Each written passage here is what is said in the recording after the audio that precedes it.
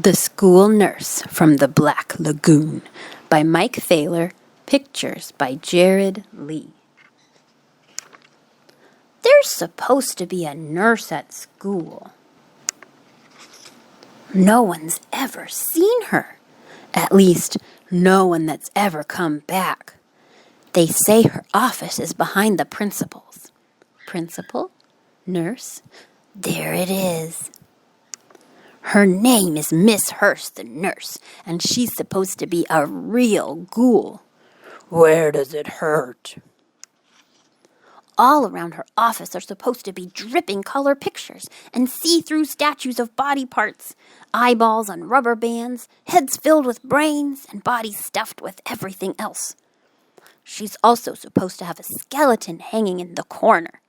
They say it's a kid who went there with a stomach ache. She cured it. As a side note, if my office was this big and had this much storage, I would be one happy school nurse.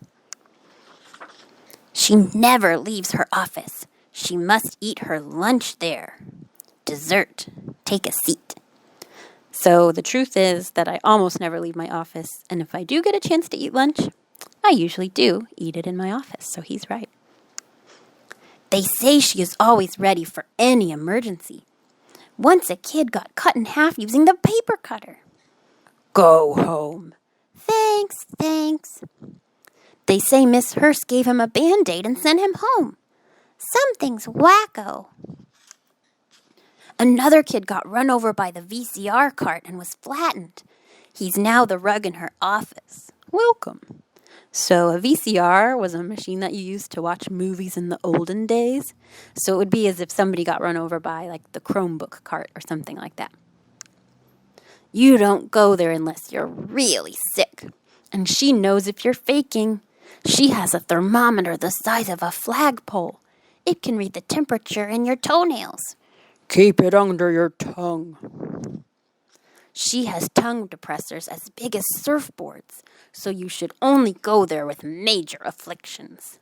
Say ah. Then there are the tests. She measures your height against a wall chart. If you're too short, she stretches you on the rack until you reach the line. I'm taller. Then you have the eye chart. If you can't see the big E, F? She uses your eyeballs for billiard balls. Click. After that, there's the hearing test. Can you hear me? Next, there's the vaccination.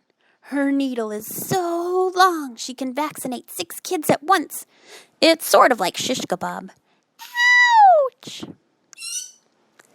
And there's always the ice.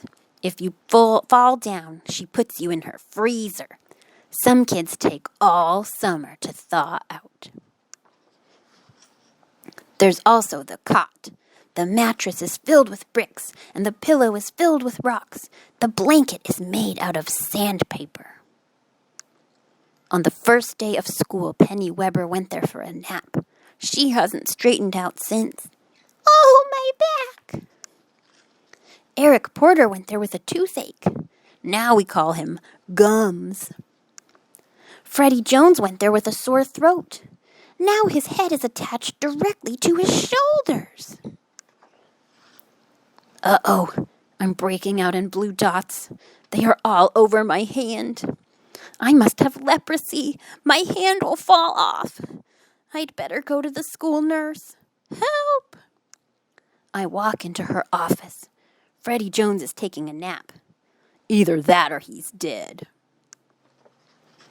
Miss Hurst is sitting at her desk. She looks pretty normal. Hello. I show her my hand. She wets a paper towel and gently rubs. The blue dots disappear. How's that? She asks to see my pen. I take it out of my pocket. She shows me where it's leaking. She smiles and gives me a new one.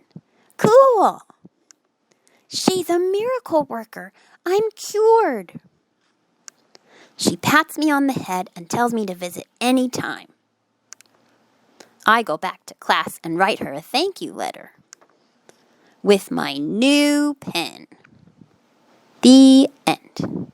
I hope you enjoyed the story. Miss Kerry.